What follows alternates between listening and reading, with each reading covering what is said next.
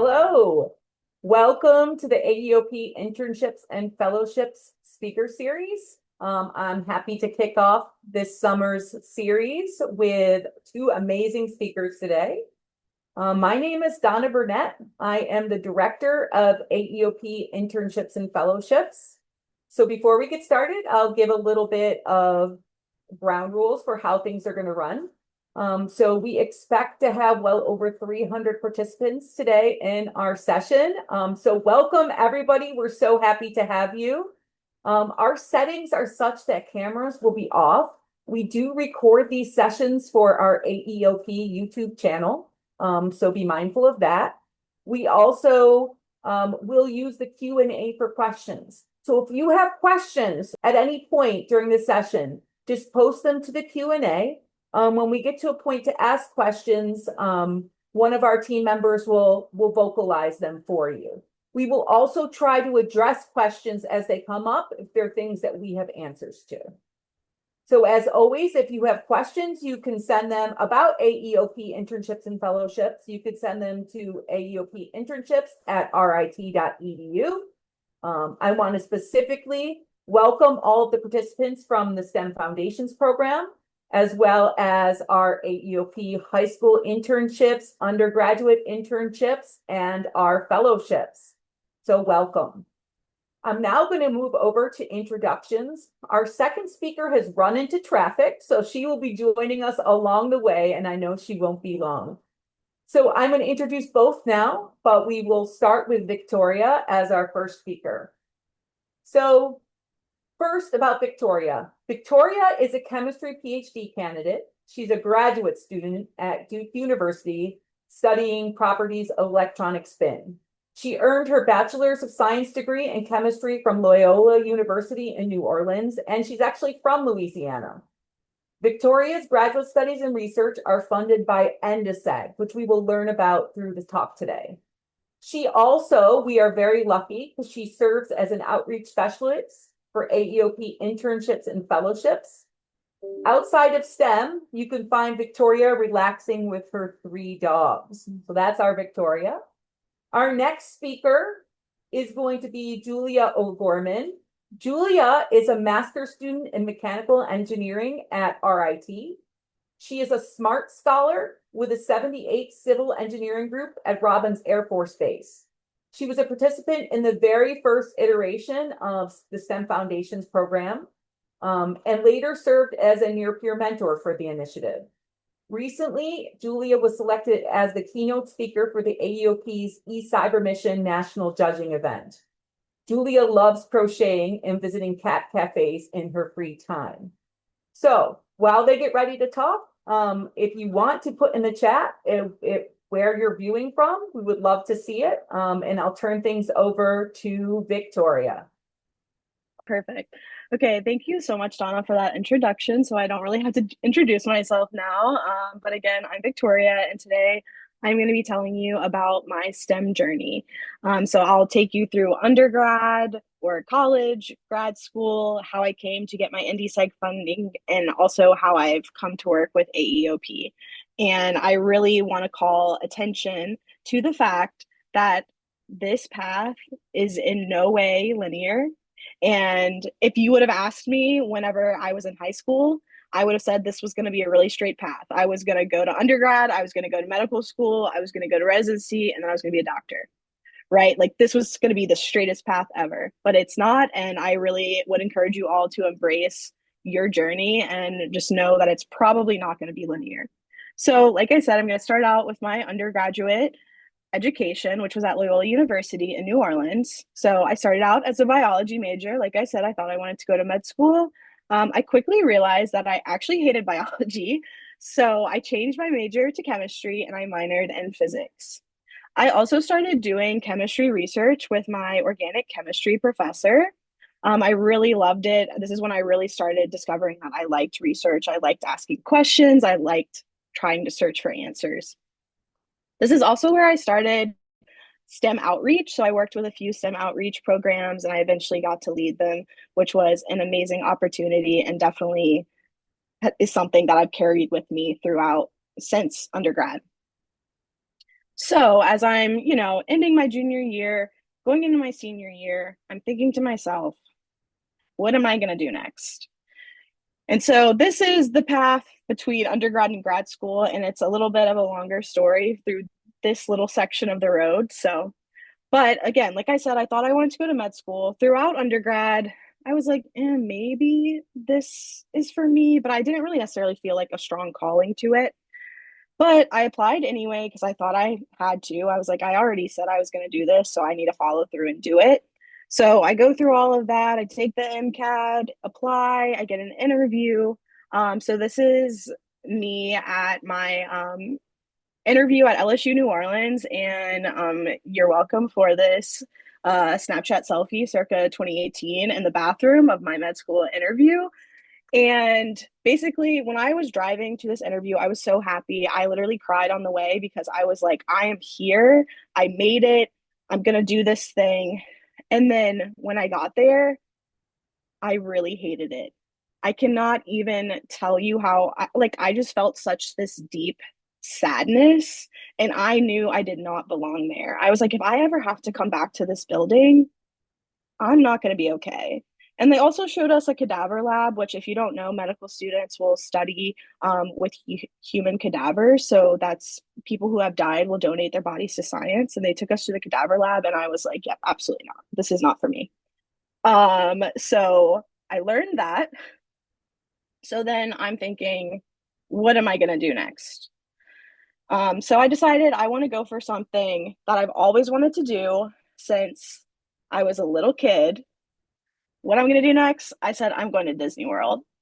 So I applied for a few jobs at Disney. I didn't care what I was doing.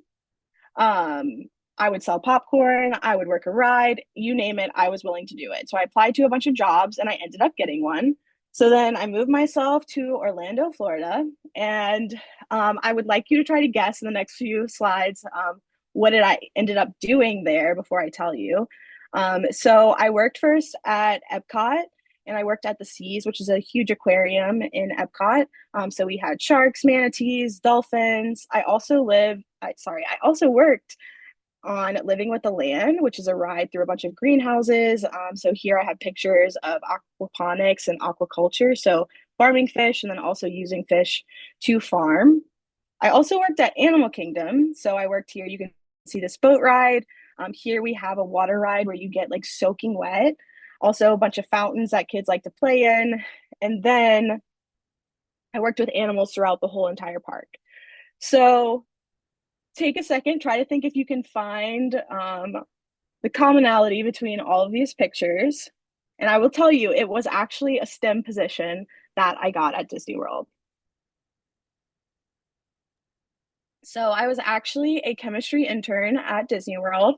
So my job was to keep water safe for humans and animals. And if you can imagine, if you're going on a water ride and you're getting splashed with water, you want that water to be nice and clean at a nice pH. You don't want to be getting chemical burns from the water. So I was there to help make sure all of that was safe. And also, if you think of all the water and animal habitats, I was also making sure that that water was safe as well. And then I was communicating that to park managers and animal team managers. So I really just want to also use this time to point out that there's so many STEM jobs around you that you probably just have no idea they're there. I never would have guessed there was a chemistry job at Disney or other STEM jobs. I met so many people, like I met veterinarians, plant scientists, food scientists, animal behaviorists at Disney. People, again, like jobs you would have never expected. So I would bet money if you had a favorite place and you went to their website, their career site, and just typed in STEM careers, you would probably find something. Like if your favorite place ever is Walmart, you could go and find a STEM job at Walmart, I promise. So this internship only lasted 6 months. So then I applied for another internship and I ended up doing an education internship also at the same aquarium. So here I basically just walked around the aquarium and talked to people about animals and about conservation. I also facilitated these programs for middle and high school students, which was really fun. So we actually taught them about all the different careers they could have in the marine sciences. And another really cool thing we did we did these hospital outreach programs. So that's this picture that you see up here in the corner with Dr. Minnie. We'd go to the children's hospitals and bring lots of critters with us and different little animals for them to see. And then for the kids who were too sick to leave their rooms, Dr. Minnie would go around. So that was really cool. Another thing that happened while I was at Disney, I actually met my boyfriend, who I am still with to this day, and he was a plant science intern. So, and I'm telling you this because this is relevant in the next part of the story. Basically, I didn't know what I wanted to do next, and he had a year left at the University of Missouri. And I was like, you know what? I'll just move to Missouri too. And I'm not necessarily encouraging you to move for a boy, but I am encouraging you, if you are able to move for your career, if you have an opportunity in a different part of the country, take it, explore new places. I'm really glad that I was able to do this. So when I was in Missouri, I worked as a biotechnology assistant scientist at Eurofins, which is a pharmaceutical testing lab. Basically, we just validated pharmaceuticals. So like if you're going into Walgreens and you're going to buy Advil, you would hope that that Advil is actually Advil, right? So someone is there testing to make sure if you are taking 200 milligrams of Advil, that it's actually 200 milligrams of Advil. Like that is very important. So as you can maybe imagine, there's lots of regulations that we had to deal with working in this field. Also, again, if I'm trying to make sure that it's 200 milligrams of Advil, every measurement was the same, right? 200 milligrams, 200 milligrams, 200 milligrams. So I kind of started to feel a little monotonous for me. And when I looked around my company, I saw that a lot of the researchers who were involved with research and development, the people who were asking the big questions, all had PhDs. So that's sort of when I made the decision that I wanted to go back to school and pursue a graduate degree and work towards my PhD. So now we're on to grad school. So I applied to a few different programs, got accepted to a few, and I ultimately decided to come to Duke. I started in the middle or the very beginning of the pandemic, so that's another fun part of my journey. And I'll tell you, grad school is hard, but it's also been incredibly rewarding, and I have learned so many amazing things and met so many amazing people. And one thing that I love about the work that I do is I get to work with really cool, beautiful molecules. So these are all things that I've made. I love showing people pictures of them. So one thing about STEM grad school, PhD programs at least, is you are paid to go to school, which is really cool. So typically your boss, so my boss who's in charge of my lab, he pays my tuition. So he pays Duke, but he also pays me a monthly stipend. And what you can start doing, so I did this in my second year, I started applying for fellowships. So now instead of my boss having to pay me, I apply for someone outside of Duke to pay me because that would make my boss really happy if he doesn't have to pay me and someone else can do that. So I applied to NDSEG, as Donna was saying, and I ended up being awarded this fellowship. This is a kind of ugly cookie cake that my friend gave me. So now we're in the weeds of me being funded by NDSEG. And basically, well, so this is the National Defense Science and Engineering Graduate Fellowship Program. So what you do, you apply under a certain proposal. So this was my proposal, molecules as quantum devices. So for the last 3 years, I've been working on this research, which has been funded by the DoD, specifically in my case, the Air Force. And another cool thing that I've gotten to do because of NDSEG is travel to New Orleans, which I guess as you heard Donna say, I'm from south of New Orleans, so it wasn't that crazy to me, but I got to meet lots of new people.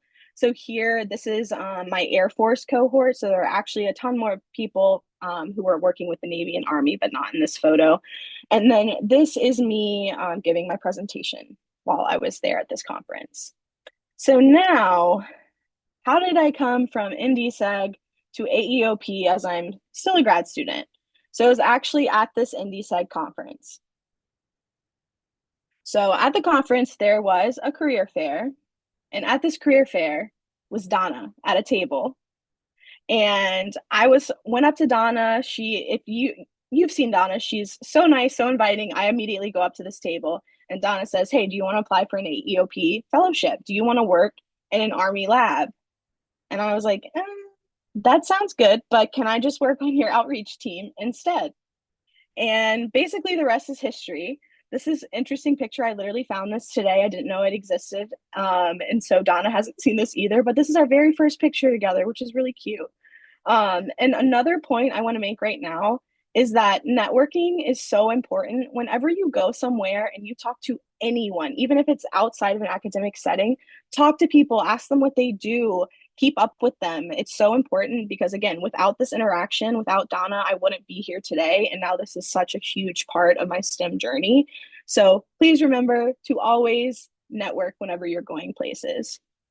So now, as Donna said, I'm an AEOP Internships and Fellowships outreach specialist. So I help in recruiting students for different AEOP programs, and I also make sure that current fellows have the tools and support that they might need. And I get to work on exciting side projects like being here today. I'm also going to start a podcast series soon, which will be really interesting. And so then now that kind of brings me into basically my job as an AEOP outreach specialist and also having been funded by NDSEG. So now I'm going to tell you a little bit more of the technical details about NDSEG. So basically, NDSEG is a fellowship program that's awarded to US citizens, nationals, or US dual citizens who are pursuing a PhD. And you have to apply under a specific topic, basically. So the DoD will put out these announcements and say, hey, we're really interested in X topic. And if you fit that topic, your research fits that topic, you can apply under that.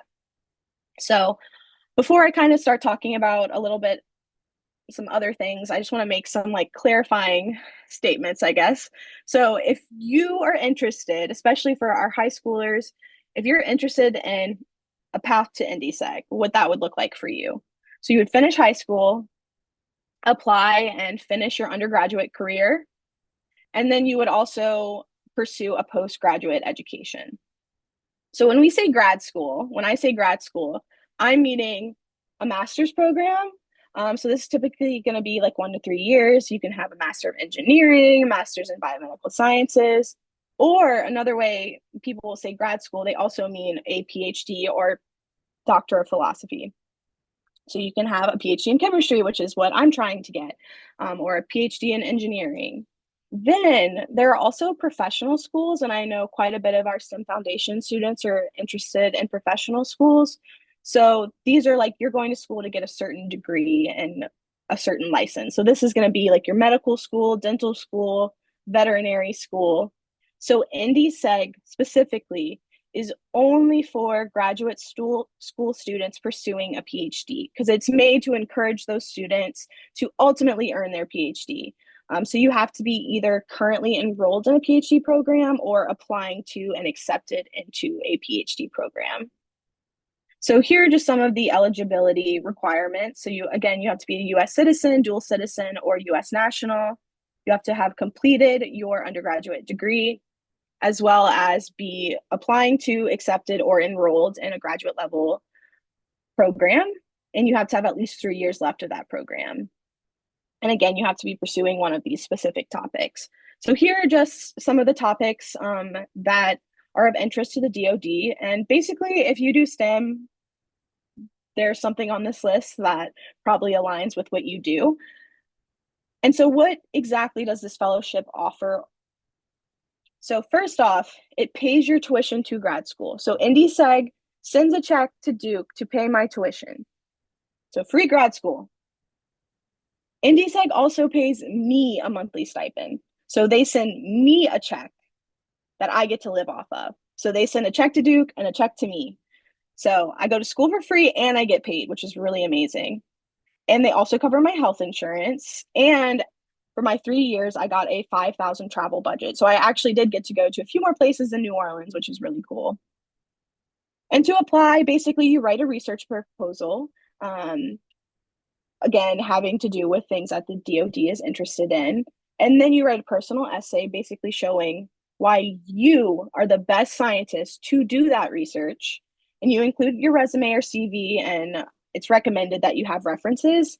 What's really cool about this fellowship is that you can apply several times. as long as you have 3 years left in your program. So you can apply your senior year of college, or your undergrad studies. You can apply your first year, your second year, maybe even your third year of your grad school studies, where other programs might only let you apply one time.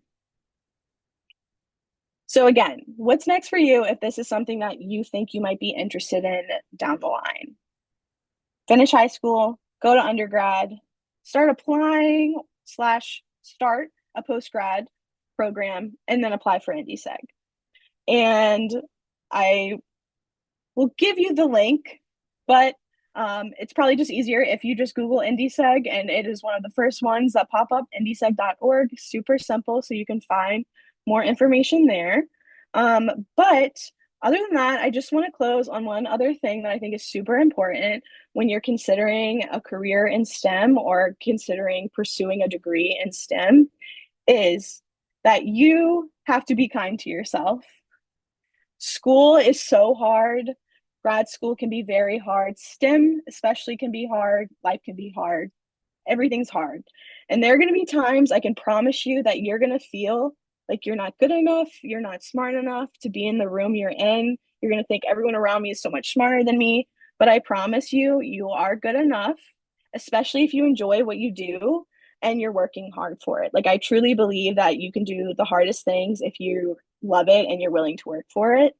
And finally, just prioritize your hobbies, your friends, and yourself. So these are some pictures of some hobbies and friends that have gotten me through grad school. I love to do art stuff. I love to bake, outreach, go to the beach with my dogs. Like, that's all been very important to me. So I just want you all to remember, in addition to being scientists, you're also people, and you should put yourself first before the science, ideally. So I'll just leave it at that. And I want to say that I am the scientist I am today because of this windy road, and because of this journey, and specifically because of DoD STEM. Like, I'm so happy to have met Donna at that NDSEG conference. I'm so happy to be here today. And I'll leave you with this quote that by Dr. Martin Luther King Jr. You don't have to see the whole staircase, just take the first step. And I will be happy to take some questions after our second speaker. But thanks for letting me talk with you all. Thank you, Victoria. Excellent talk. I did put the NDSEG link in the chat for people to get more information, and we have several questions that we'll follow up with at the end. Thank you so much for sharing your journey with us. I'm really happy you're here today. So without further ado, I'd like to turn the stage over to Julia with her spirit fingers, O'Gormon. And I apologize that your last name was spelled a little bit incorrectly on the poster, but thank you for showing up anyways. So Julia, I already gave your introduction, so the floor is yours. All right. So, hi. I was a little late. I had to leave from work because I'm an intern on an Air Force base. So, oh, so much work. But I know Miss Donna already gave a short introduction for me, but sadly, I don't have a cool slideshow like Victoria. I just have words to say. So I'll get into it, and then after I'm done with my spiel, then we will get to answering all of your lovely questions. So, hi everyone. Again, my name is Julia O'Gormon, and I'm a master's student in mechanical engineering at the Rochester Institute of Technology. First of all, I want everyone here to know that being here in this awesome webinar is an incredible achievement. Your ideas, your creativity, your hard work, that's what brought you here today. And that's not just impressive, it's inspiring. Today, I want to talk to you kind of about what comes next, because I've been in a position a lot like yours. One of the first, I'm just kidding. But you're kind of excited, you're nervous, not sure sort of what the future would look like. But if there's one thing I want you to walk away with today, it is that you belong in STEM. I'm going to go through some of my own experiences and some like anecdotes.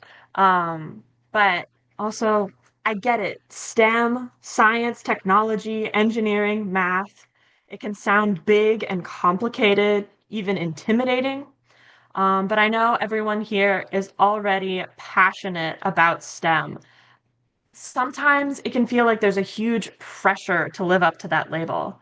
When people hear STEM, they think of precision, logic, perfection, but we know the truth. STEM is messy. It's not about knowing the right answer every time.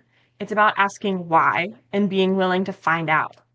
Even when it's hard, that it's about curiosity, creativity, and sticking with something because you believe it matters.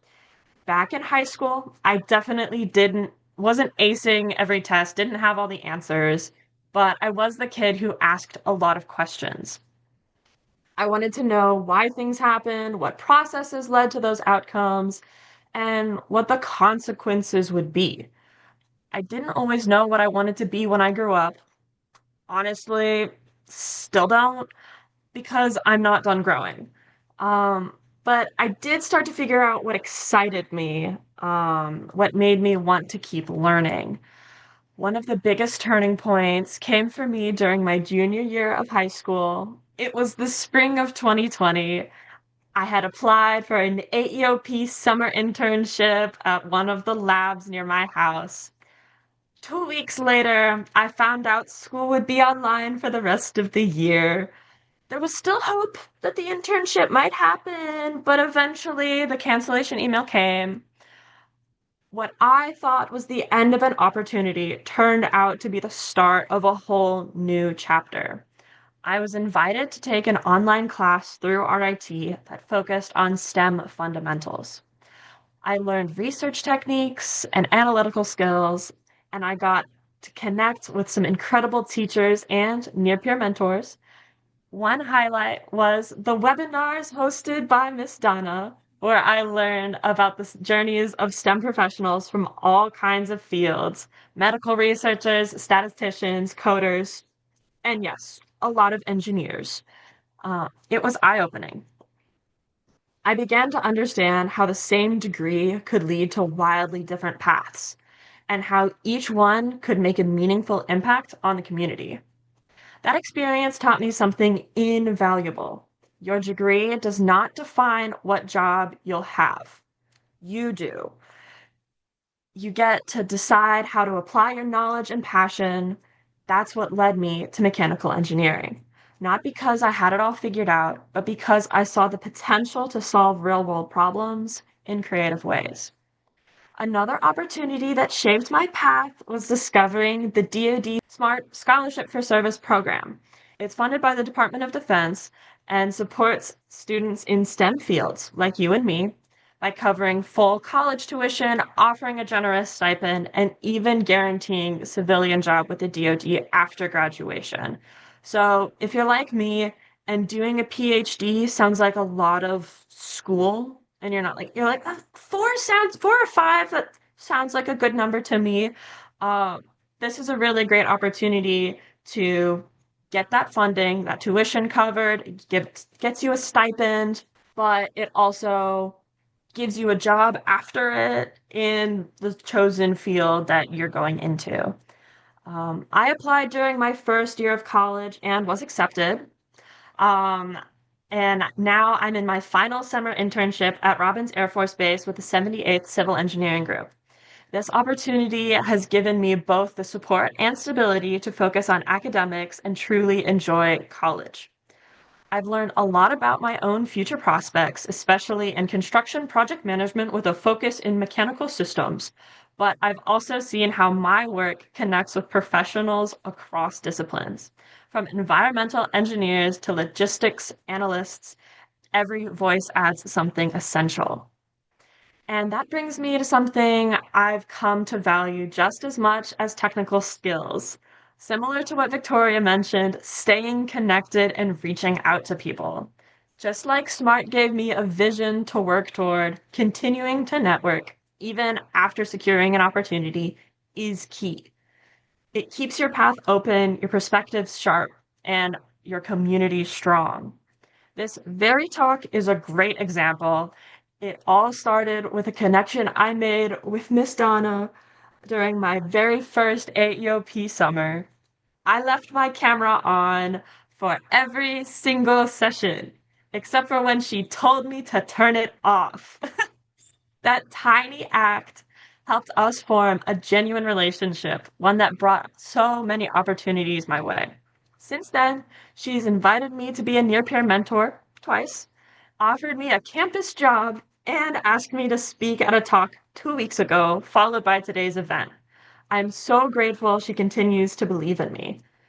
Her invitation to speak today wasn't just a professional gesture. It was a reminder of the power of mentorship and the importance of showing up for your community. This moment is a full circle. I get to share my story. You hopefully gain something from it, and Miss Donna gets to see her own investment in others continue to create ripple effects. That's why networking matters. It's not just about landing a job, it's about keeping the door open, lifting others up, and growing together. While SMART may not be the perfect fit for everyone, it's been perfect for me. It gave me direction, accountability, and something tangible to look forward to after graduation. But some of the most powerful lessons I've learned didn't come from lectures or internships. They came from messy, hands-on trial and error. I'll never forget one project my very first semester of college. We had to design a device that climbed a metal pole. Simple. Little did I know it wasn't. I scrapped so many ideas. My parts didn't fit, my measurements were off. I used so much hot glue that my professors started asking questions. It was chaos. So naturally, I named my little robot Hot Glue Hot Mess. But I kept going. I rebuilt, I rewired, I laughed through every misstep. And eventually, it worked. Not perfectly, but enough to remind me that persistence matters. That's what STEM looks like in real life. Trial and error, experimenting, failing, learning, trying again, getting a little messy, and then going back for more. So, as you look ahead, I want you to remember this. What you're doing right now, the questions you're asking, the experiments you're running, the ideas you're building. This isn't just some summer internship. It's the start of something much bigger. We need scientists who care, engineers who imagine bold, sustainable futures, programmers who think outside the box, and mathematicians who find patterns no one else can see. We need your brain, your story, your voice, and your vision. So, to all of you incredible STEM students, don't stop here. Keep asking questions others are too afraid to ask. Keep failing forward. Keep building, testing, exploring, and dream bigger every time. STEM isn't an exclusive club. It's a wide open world with room for every dreamer, every tinkerer, every bold, curious, determined mind. Take that seat and know that you absolutely belong. And who knows? Maybe one day I'll be reading about your invention, or even better, we'll be working side by side to solve a problem the world doesn't even know it has yet. I'd also like to leave y'all with a little quote from one of my biggest STEM influences, Miss Frizzle. Take chances, make mistakes, and get messy. I know I was kind of brief on the SMART details, but I'll go through like a little bit more detail on what the SMART scholarship is. So this one is much more geared towards either high school seniors or undergraduate students. So like those first general 4 years of college. It's basically, as I said, scholarship to service program where you are in your major and then you're able to apply. And by applying, you're basically asking different military bases across the country and different labs, would you hire me in 4 years? Would you want me as an intern for the next couple of summers? Um, and then they might say yes, in which case tuition paid for.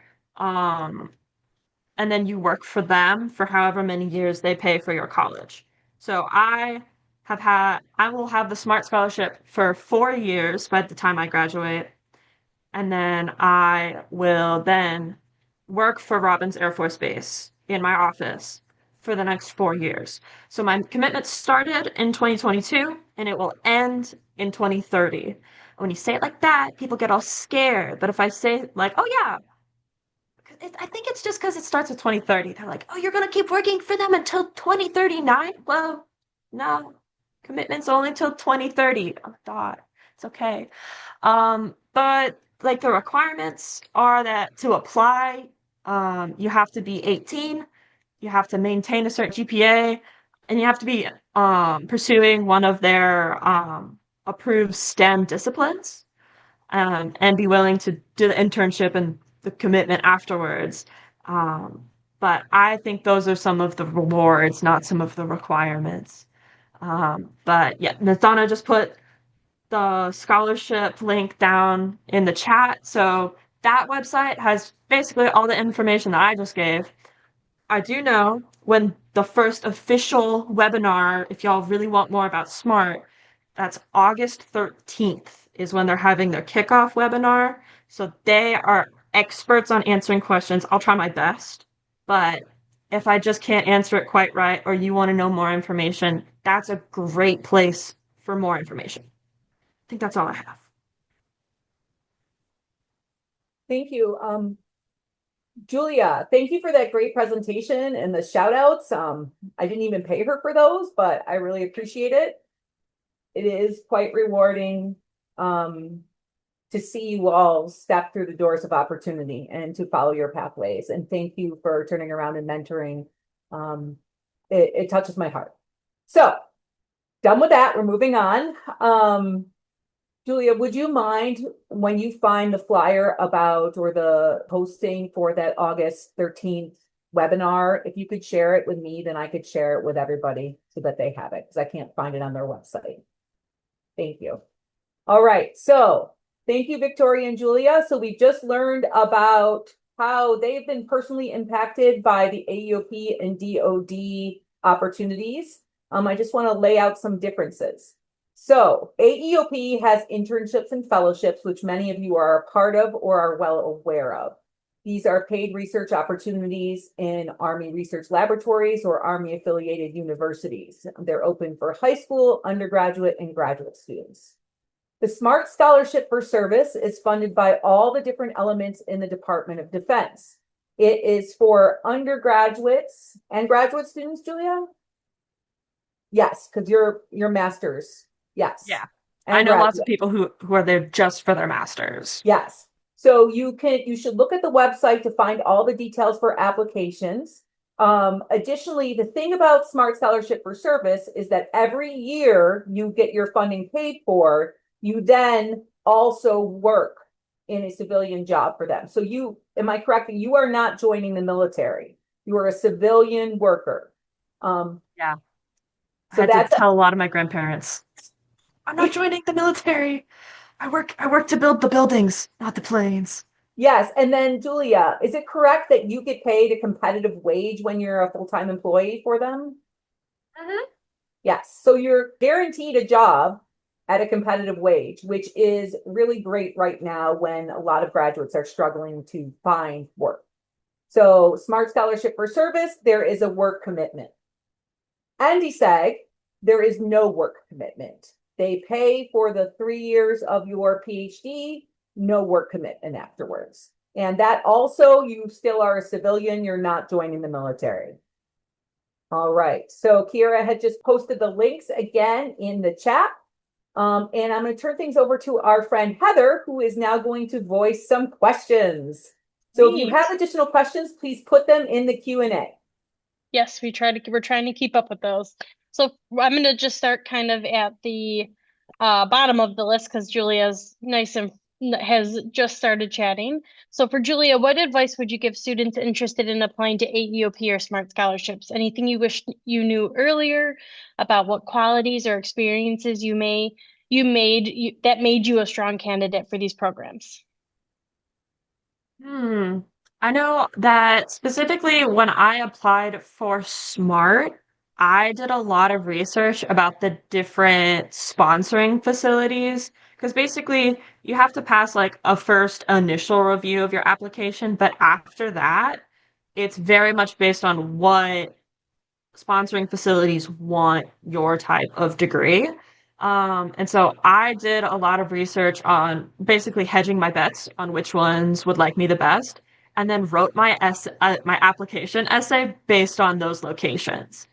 So I didn't say when I joined Robins Air Force Base, but I was like, I used to live in the state of Georgia, and so it has a very like I'm connected to the area. I really love like the area, and so I want to help the community, help that sort of area. So like finding your connection to those areas might help, or if you know that there's a specific lab that like goes into your specific interests, then that might be of a lot of help. Just sort of you can't hit them all. So find the ones that you like the most. There's also certain bases that accept more specifically smart scholarships for either masters, or PhDs. Like you can tell, they tell you all the statistics, they give it all to you. You just have to filter through it. So that was a fun afternoon for me with a spreadsheet, but I Just think an it helps. afternoon. Yeah, thank you. For Victoria, what was the interview or slash application process like for when you applied to Disney? Was it drama? Okay, this was quite a few years ago, so I'll try to my best to remember. Basically, I think I want to say I applied. So I graduated in the spring of 2018. I applied the beginning of the year of 2018, probably January, February. And they're called professional internships, so it's actually specific to your degree. So there again, like there's food science, plant science, veterinary science. And so I applied specifically for the chemistry internship.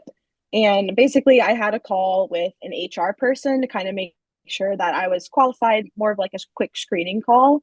And then I went on to have a Zoom interview with the actual chemistry team where I was talking with the two people who would be my direct supervisors. And then after that, probably about a month later, I got a call that I had gotten the internship. So it was honestly a pretty short apply to getting accepted process, which was really nice. Very cool. This is going to be for both of you, but it's going to be a little bit of a snippet because I like the whole paragraph that they wrote. It says during for Julia and for Victoria, but this says, "Hi, Ms. Gorman. During your presentation, you mentioned the impact of creativity that it has in the STEM fields. STEM fields are often seen as more analytical, which I love, but creativity is a characteristic about myself I'm very proud of. How did creativity help you succeed in your STEM field, and why do you view it as an important value for a STEM professional?" So Awesome for either of question. you, both of you were welcome to answer that question. Yeah. I'll give my 2 cents about it. To me, the way I think of a STEM degree is teaching you a set of problem-solving skills. So, like, the difference between a mechanical engineer and electrical engineer is that I'm trained to think of, like, how is this table going to support this weight? How is the weight in the car going to change as it turns down a highway depending on how it's graded? Da da da da da. And then an electrical engineer is thinking like, how does the electricity go through the circuits? How are these things? We're both solving problems. We're just using different tools and we're specialized in different ways. So I think creativity is really important because it helps you use those tools in ways that maybe somebody else hasn't used them before or thought of using them before. So like if I was hiring for a random job and someone's like, I know I'm a mechanical engineer, but like, I really want this random job. I'd be like, well, you've been trained for however many years to be a problem solver. I think as long as you can help me solve this problem, that you're a great candidate. So that's why I think creativity is a great tool to have in that toolbox. Thank you. Yeah, so I like to think of my like whole education is mainly two parts. So there's this one part where I'm learning and all about chemistry. I'm learning chemistry, teaching chemistry. then there's this whole side of things that I'm gaining all of these soft skills in this program. And to be honest, I don't think I'm going to do chemistry after I graduate. And I'm totally okay with that because I have gained so many skills in this process. And like one of those big skills is creativity. So, how I think of my whole journey, like I think people are hiring me for my creativity. They're not hiring me to ask me chemistry questions. They're hiring me because I've been taught how to problem solve and how to be creative in doing that. So, like, if you were to walk into my chemistry lab and you were to see the space that I work in, there's all these things that I myself have built with like wire, 3D printing, all these other things because I've seen a need. I know how I like to work. I'm like, okay, I want to be able to reach this thing right here whenever I want. So I'm going to build something to put that thing right there so I can reach for it. So I think creativity is super important just to do like little tasks in science. So again, like I'm a fifth year, so I've been doing this for a while, and their first years will watch me working at my hood and they're always like, wow, how did you know to do that? And it's just like I've been working here long enough to where you just start to know how you need to be creative and, do things that'll benefit you in the end. So creativity is honestly, I would say, more important than the underlying STEM field that you're actually in sometimes. That's cool. Thank you. So for both of you, what steps, this is a little bit of a two-part, what steps did you take in finding mentors to support you through this journey? I know Julia talked a little bit about her mentors. And what advice would you give to people or students that are looking for mentors that are just trying to get their foot, jump in to get started? And you can, Julia, if you want to start, or Victoria, you're welcome to. I guess I can start. I think a lot of times in high school through college, you're usually assigned an advisor. So I think that's a person that you could potentially have as a mentor. But I think what's really important is that you're really clicking and vibing with your mentor. Because I've definitely been assigned advisors or mentors that, nothing wrong with them. We just like didn't vibe with each other, and that's totally okay. So I think it's really important to seek out people who are very similar to you and who like the same things as you. So again, like I was at that conference and me and Donna started talking and we were like, wait, we love all the same things. And instantly Donna became a mentor for me. So again, with this whole networking piece, try to talk to people who are like you and who have similar interests to you. And again, not every single person you talk to, you're not going to hit it off with every single person. So you just have to keep trying. So if you like chemistry, go and talk to 10 chemistry people and hopefully one of them could potentially be your mentor. So look far and wide and hopefully you'll find a few people. I definitely agree with that. I'll also say you can put yourself in positions where people will find you, because believe it or not, I hate starting conversations. You start a conversation for me, I'll talk your ear off for the next 2 hours, but I'm not going to start anything. So I left my camera on, and then Miss Donna was like, you, hi. And we saw each other for a month straight. I also in college joined an engineering group. It's called E-House. There are special interest houses at RIT. I joined E-House to make friends in engineering because I'm like, we live together. We pay $40 a semester to live on this fancy floor. You're my new friend. You can't get rid of me. And because of that, I have an alumni network. I have all of these people. It's basically an educational fraternity or a sorority. But like you can use those things in college. You can be really close with your academic advisors, your professors, a club advisor. You never know who like is secretly an expert in their field, and you're like, I only thought you threw frisbees. Like, oh, surprise! You're the big boss man. So, you never know like who's going to be your accidental mentor or one of your best cheerleaders. So just like you don't have to be best friends with everybody, but again, if you vibe with someone, if you click with them, go for it. Also, Don't be afraid to say yes to opportunities. Um, my mom is in a small business group with some other people, and um, she introduced me to another female engineer who works in construction management. I already have a job, but we got to like talk with everybody and sort of like we got to get to know each other just like as an opportunity to like know somebody else in the field. So if somebody else sets up an opportunity for you, take it. Yeah. Very cool. I think we have time for probably one, maybe two more questions. This next one is, how do you maintain your networks? I'm someone that can talk to other people, but struggle with maintaining contact with people, even at a personal level. So what are some ways that you continue making sure your network stays strong? That is something that I struggle with. I'm gonna be honest. I am very much if I'm not in the room with you, not thinking about you, no hard feelings. My mom gets mad at me too. Sometimes it's about making connections with people who might take a couple extra steps for you. But also when somebody does ask, hey, you want to do this? Or, hey, I need your help.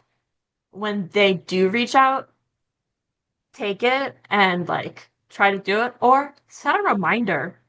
Like you put it in your calendar somebody's birthday, put it for a random day in that month or that year, being like, hey, was thinking about you. What you up to? You can just talk to people. I love having conversations with one of my friends on the phone. She loves to talk to me about Love Island. We've had a 5-hour phone conversation about this.